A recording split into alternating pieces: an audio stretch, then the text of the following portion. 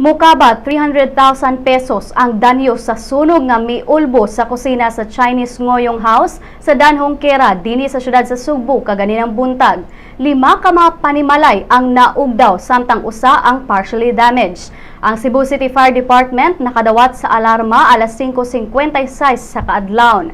Nakontrolar ang sunog alas 6:24 sa buntag.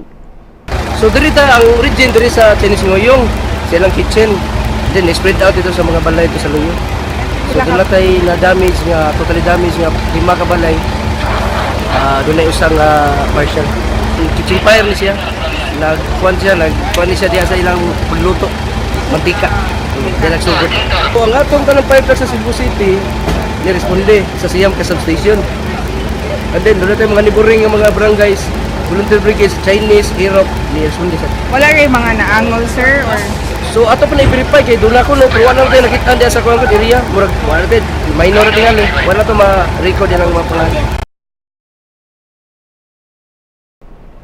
Ang tag-iya sa Ngoyongan nga si Josephine Postrero niingon nga nag-abang ra sila sa lugar og gikatakdang makig-istorya pa siya sa tigdumala niini.